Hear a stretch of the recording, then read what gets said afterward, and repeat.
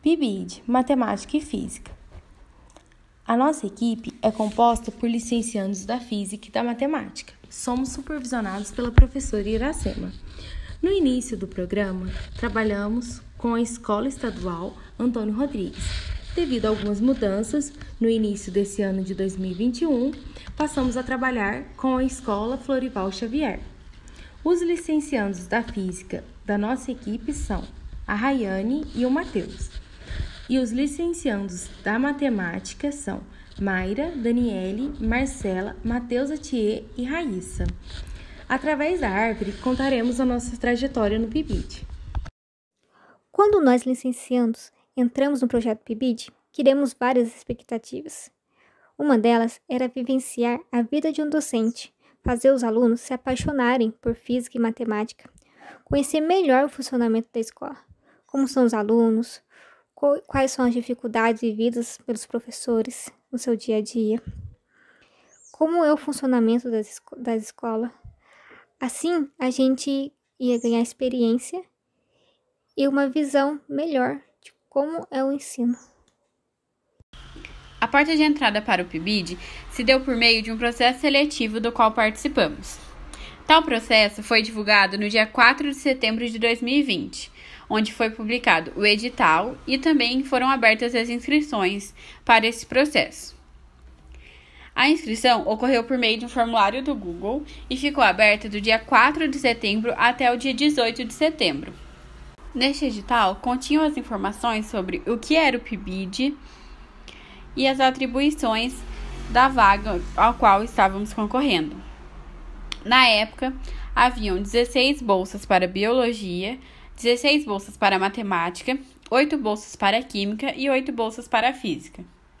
A prova deste edital aconteceu no dia 23 de setembro e o resultado final foi divulgado no dia 2 de outubro.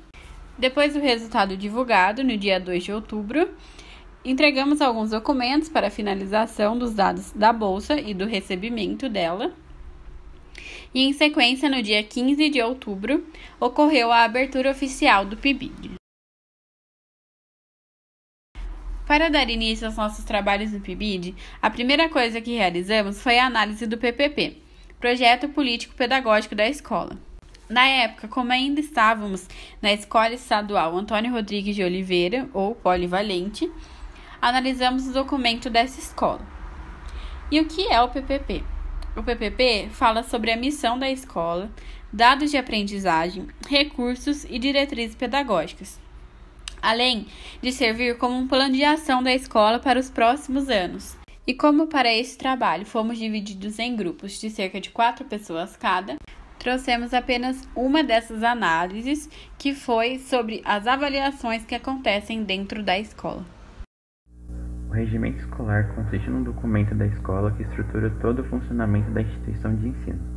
Na apresentação, dividimos o documento entre os grupos para que cada um comentasse sobre alguns artigos do regimento. Foi bem informativo sabermos sobre os princípios da escola, pois assim, quando começarmos a atuar, teríamos uma ideia do que poderíamos fazer ou não durante o acompanhamento das aulas. Os descritores e os índices foram uma maneira de nos apresentar as dificuldades que os alunos da escola vivenciam. Neles podemos ver quais conteúdos de matemática e física os alunos apresentam mais dificuldade. Foram separados por série e conteúdo. Assim, a apresentação ocorreria de maneira mais dinâmica, e os grupos eram constituídos por alunos da matemática e da física. Durante a apresentação, foi pedido que relacionássemos os descritores e índices com as habilidades da BNCC correspondentes. Com base nos resultados do estudo dos índices e descritores da escola, assim como disse o Matheus, fomos convidados a fazer uma sequência didática interdisciplinar entre um grupo que continha alunos da matemática e da física. Apesar de não ter planos de serem aplicadas essas sequências didáticas, o intuito delas seria de auxiliar os alunos nos pontos mais críticos descobertos. E a partir da análise desses documentos, trouxemos aqui um exemplo das sequências didáticas criadas pelos integrantes do PIBID Florival. Nesta última reunião, a professora Iracema e o professor Alexandre deram algumas instruções sobre como o período EAD iria funcionar nas escolas. dizendo que as plataformas do Google seriam usadas, como o Google Meet e Google Classroom. Além disso, foi mostrado para nós sobre o site da Conexão Escola, onde os alunos poderão assistir aulas dos conteúdos semanais que são passados através dos planos de ensino tutorados, os PETs, que apresentam conteúdo teórico e alguns exercícios que os professores contam como nota. Nos foi dito também que não poderíamos ter acesso ao Google Classroom das turmas que iríamos acompanhar, pois só tem acesso àqueles que possuem um e-mail institucional da escola. Houve a tentativa de criar e-mail para nós, porém sem sucesso. Mas isso não atrapalhou a interação com os alunos, já que os professores e supervisores nos ajudavam em relação a isso. Depois desse momento introdutório, nós participamos ao longo de todo o PIBID por reuniões formativas. Nessas reuniões, a gente aprendeu várias ferramentas e métodos que a gente poderia utilizar dentro da sala de aula para que assim a gente pudesse ter o nosso repertório com mais elementos que poderiam ajudar a gente na nossa profissão futuramente. É por isso que essas reuniões formativas estão aqui elencadas como o tronco da nossa árvore, afinal de contas são elementos basilares para a nossa formação profissional. A primeira dessas reuniões formativas que a gente teve foi sobre as rubricas, que é a avaliação da própria avaliação. A gente aprendeu que a rubrica ela é uma forma de se aprender a pensar sobre a qualidade da avaliação. A professora Andréia, que foi quem ministrou o workshop sobre rubrica durante o PIBID, ela permitiu que a gente fizesse a montagem de uma tabela SQA, que é onde todos os alunos descreveram o que já sabiam sobre as rubricas, o que queriam aprender e o que ainda não tinham aprendido. Essa tabela ela pode ser acessada através desse QR Code e aí vocês conseguem ter acesso à resposta de todos os alunos e ver como a gente conseguiu socializar essas diferentes visões sobre o mesmo assunto. Durante o workshop, a gente aprendeu sobre a estrutura de uma rubrica de avaliação. A gente aprendeu que ela, ao descrever detalhadamente todos os critérios e os níveis que a gente está avaliando os nossos alunos, a gente consegue desenvolver tanto nossa quanto deles a autonomia e também a autoavaliação. Então, a rubrica ela nada mais é do que uma avaliação que foca muito mais na qualidade dos projetos elaborados dentro da sala de aula do que a quantidade. Além disso, ela passou todas as características das rubricas e fez com que, através de uma experiência em grupo, a gente conseguisse formar rubricas sobre um determinado assunto. Essa parte do workshop ela foi muito interessante porque permitiu que a gente vivesse na prática como fazer a formação de uma rubrica. E também, além disso, fez com que a gente trabalhasse em grupo, o que é muito interessante porque trabalha a coletividade de todo o PIBID. Além dessa reunião, a gente teve outra reunião formativa, que foi a conversa com os ex-PIBIdianos. Essa conversa ela é muito importante porque a gente conseguiu perceber através dessa conversa totalmente informal que as inseguranças que a gente tem no início para poder dar aula e para poder ensinar os alunos é uma insegurança que é comum a todo mundo que está no início da sua formação e que isso, com o tempo, vai ser elaborado e também com muito estudo, muita dedicação, a gente consegue amenizar esse medo de não conseguir dar aula de uma forma totalmente que consiga atingir os nossos alunos de uma maneira plena. Através também dessa conversa, a gente conseguiu perceber que dentro da sala de aula, o professor ele não é só um mestre dos alunos, mas ele também é primordial para a formação de um cidadão que tem senso crítico e que consegue exercer a sua cidadania, justamente porque a gente consegue desenvolver não só a parte conteudista, mas também a parte sensível dos nossos alunos. Bom, após esses workshops que a gente teve, por assim dizer, a gente teve ensino por investigação. Bom, para o ensino ser considerado de cunho investigativo, é necessário que os alunos aceitem o convite de um professor, ou seja, aceitem pesquisar com afinco, estarem dispostos a testar conjecturas, procurar com atenção, indagar e buscar provas para suas descobertas.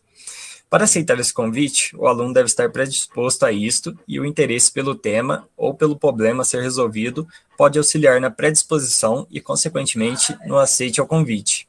Aqui entra em cena o papel do professor, tanto na preparação ou escolha do tema a ser trabalhado, quanto sua postura em sala de aula, pois, caso o aluno não tenha interesse, uma atividade que poderia ser de investigação pode não se configurar como tal, o que pode servir perfeitamente como um cenário para a investigação a um grupo de alunos numa situação particular pode não representar um convite para um outro grupo de alunos. Se um certo cenário pode dar suporte a uma abordagem de investigação ou não, é uma questão empírica, que pode ser respondida por meio da prática dos professores e alunos envolvidos. Também tivemos um workshop sobre narrativas digitais. A narrativa coloca o sujeito em relação consigo, com os outros, com o objetivo do conhecimento, se assumindo enquanto construtor da realidade da qual faz parte, e refletindo sobre ela para atuar novamente nela num movimento dialético de praxis. No contexto da cultura digital, em que a ubiquidade das TDICs, Tecnologias Digitais da Informação e Comunicação, se faz sentir, esses efeitos do narrar ganham outros sentidos, uma vez que a linguagem se reconfigura pela possibilidade tecnológica e de construção em redes. Por suas características, as narrativas digitais podem organizar essas dispersões subjetivas num todo significativo, em que se entrecem múltiplas simioses, se interconectam espaços-tempos por meio de links e abrem-se as portas à intersubjetividade construída na relação mais permeável entre autores e leitores. Nesse contexto, as narrativas digitais podem configurar como um espaço aberto para a vivência de processos de reconhecimento e autorreconhecimento dos sujeitos como sujeitos de conhecimento e de experiências que contribuem para a formação de redes, desde a produção e disseminação de suas histórias no cyberespaço. Um exemplo interessante de materialização dessas possibilidades são as plataformas de uso gratuito H5P e Scratch. A primeira, o H5P, permite a criação de diferentes tipos de conteúdo, dos quais destacamos como mais facilmente associados à edição de narrativas digitais, vídeos interativos, timelines e Agamotto, que seria a sequência de imagens que podem ser exploradas interativamente pelo usuário. A segunda plataforma permite a criação e o compartilhamento de jogos, animações digitais, mas tem o diferencial de deixar visível e acessível aos leitores, inclusive para realizarem alterações, as ações computacionais de programação realizadas pelo autor. E aqui a gente tem um QR Code que pode levar aos dois sites, para que vocês possam ver como funciona na prática mesmo.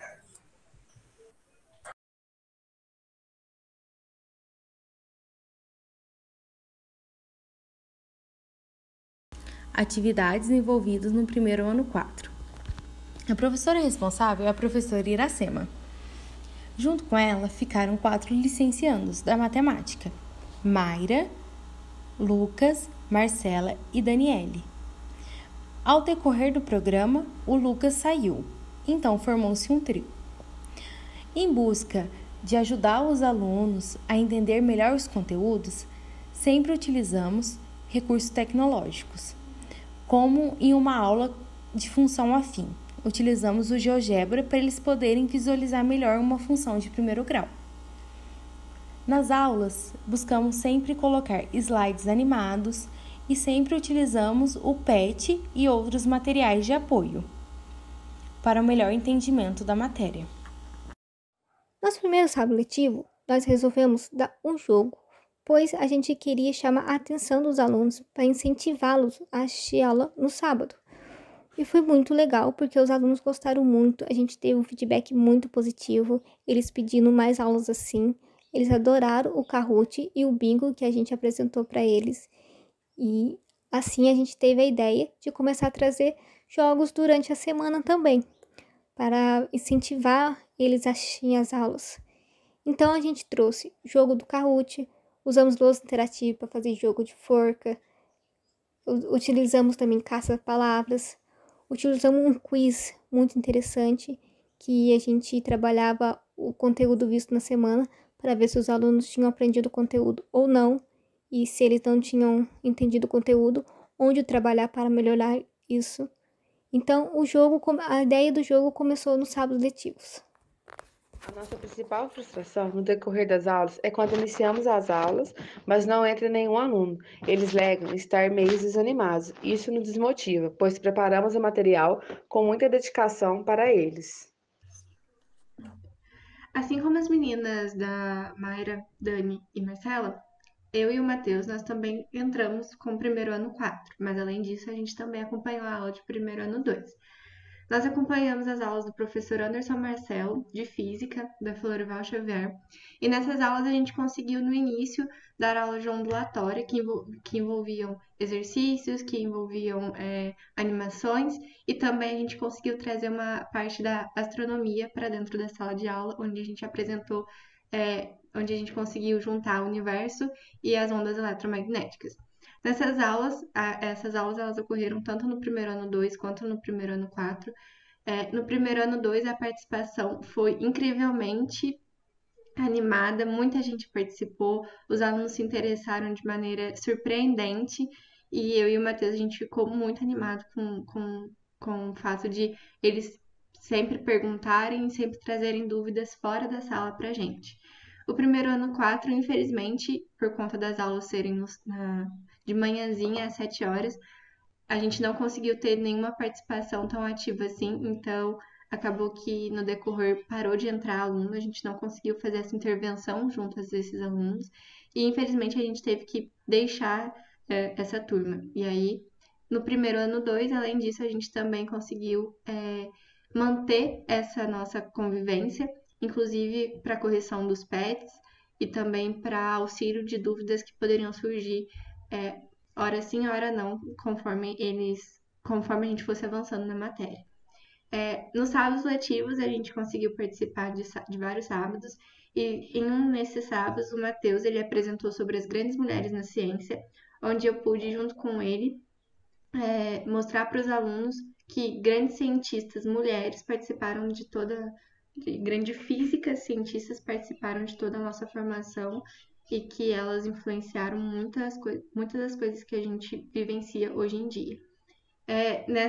Ao participar dessas duas turmas, a gente percebeu que o que funciona para uma turma não necessariamente funciona para outra, então a gente precisa saber balancear isso. Essa experiência ela é muito importante para a gente como futuros professores, porque a gente entende que é preciso se remodelar conforme a nossa turma. E, além disso, uma das nossas frustrações foi justamente não conseguir conversar tanto assim com o primeiro ano 4, mas, em compensação, o primeiro ano 2 foi bem satisfatório. Bom, nós aderimos ao reforço com os alunos do segundo e terceiro ano das escolas públicas de Itajubá, depois de alguns alunos demonstrarem interesse maior em realizar o Enem e sentiam uma defasagem no aprendizado em exatas. A ideia surgiu com os PIBidianos da Química e nós da Física adentramos a ele. Para tal, deixamos de acompanhar as aulas do primeiro 4 do Florival Xavier, que, como a Rayane disse, não havia tanta vontade do pessoal de lá participar das aulas. No reforço, os alunos são bastante interessados em adquirir conhecimento, eles sempre buscam tirar dúvidas e interagem bastante com a gente pelo WhatsApp. Sempre estão tirando dúvidas, conversando, tirando dúvidas sobre os conteúdos passados e discutindo os melhores horários para que eles possam assistir às aulas online com a gente, mesmo eles não sendo obrigados, né, a participarem de tal. A vontade deles de adquirir mais conhecimento é muito grande. Esta foi a primeira aula ministrada por mim, Matheus e minha dupla Raíssa, na turma do sexto ano 4 da Escola Florival Xavier. O tema foi sobre as 4 operações básicas, e ela foi elaborada pois o professor Alexandre pediu para que nós trabalhássemos este conteúdo, já que os alunos apresentavam certa dificuldade nesta parte. Neste plano, buscamos elaborar de tudo de uma maneira mais didática e interativa. Durante a aula, os alunos participaram bastante e nos aceitaram muito bem. Sempre faziam perguntas e interagiam nos exemplos que estávamos passando. Já havíamos percebido que nas aulas do professor Alexandre eles participavam bastante, mas foi muito gratificante ter eles participando da nossa primeira aula, principalmente devido ao período remoto, já que normalmente a participação dos alunos é bem escassa. Ao fim da aula foi apresentado um jogo do material dourado online, para os alunos trabalharem a partir da soma e multiplicação dos números com a ajuda dos blocos. O site nos dava um número aleatório e nos disponibilizava as peças para que montássemos os números com elas. A sala inteira era um time e cada aluno tinha a sua vez. Foi muito interessante ver eles se ajudando ao longo do jogo, encorajando aqueles que apresentavam alguma dificuldade. Esta foi uma ótima primeira experiência para nós. E após a nossa primeira aula sobre operações fundamentais, assim como o Matheus disse anteriormente, nós também participamos do nosso primeiro sábado letivo. Nesse sábado letivo, participaram todos os sextos anos, e não somente o sexto ano 4 ao qual estávamos acompanhando. E para este sábado, nós preparamos uma atividade sobre o bingo das operações, baseada na nossa aula dada anteriormente. Nesse bingo, as crianças tinham que construir uma cartela no caderno delas e copiar as operações que estavam aparecendo no slide da nossa apresentação. Depois, iríamos sortear os números que eram resultados dessas operações que elas escolheram. A atividade foi um sucesso. As crianças amaram participar e quiseram fazer várias rodadas. Nós conseguimos fazer 3 dentro do horário estipulado, mas elas queriam mais e mais. Esta aula foi elaborada em cima do volume 2 do PET. O conteúdo da semana foi sobre o sistema de numeração. Como o assunto já tinha sido abordado anteriormente, buscamos trabalhar apenas com o jogo para fixar o conteúdo. O jogo em questão foi um jogo da memória, onde os alunos deveriam encontrar os pares dos números escritos e da representação deles no ábaco. Para isso, separamos os alunos em pequenos grupos. Desta forma, surgiu um certo tom competitivo para a atividade, o que incentivou ainda mais a participação dos alunos. Acabou que passamos um pouco do tempo da aula, porém os alunos nem se incomodaram e sequer perceberam, o que nos surpreendeu por se tratar de uma aula na sexta-feira. As nossas expectativas futuras é me tornar um professor que faz com que os alunos tenham a facilidade de aprender física, conseguir ver a evolução dos alunos nas aulas aplicadas, as quais nós, PIBIDianos, participamos com os nossos professores. Aprender novas técnicas de como me portar dentro de uma sala de aula. Nas aulas que já tive a oportunidade de ministrar, me senti muito confortável com os alunos. Bom, o projeto do Instagram, a gente se uniu entre a física e a matemática para a gente poder criar conteúdo de divulgação científica no Instagram para que seja mais fácil de todo mundo ver e participar. O primeiro post a gente foi sobre o número Google e o Googleplex, foi feito por mim e pela Rayane. Esse foi o primeiro post que a gente fez para o Instagram da física e da matemática, onde a gente explicava se seria possível existir uma cópia nossa em algum lugar do universo através da teoria do Google e do Googleplex, que são 2 números. Os outros colegas da física e da matemática também fizeram post de divulgação científica e você pode conferir ele acessando o nosso Instagram, pelo QR Code ou pelo @ do próprio Instagram. E essa foi uma parte da nossa trajetória dentro do PIBID.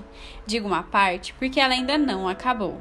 Ainda temos muita coisa para viver e realizar dentro da escola. E se você ficou curioso e quer descobrir sobre essas nossas futuras atividades dentro da escola, é só nos seguir lá no Instagram. O QR Code para acessar o nosso perfil está aqui no nosso vídeo, ou então é só acessar o link que vai direto para o nosso perfil, que vai estar aqui na descrição do vídeo.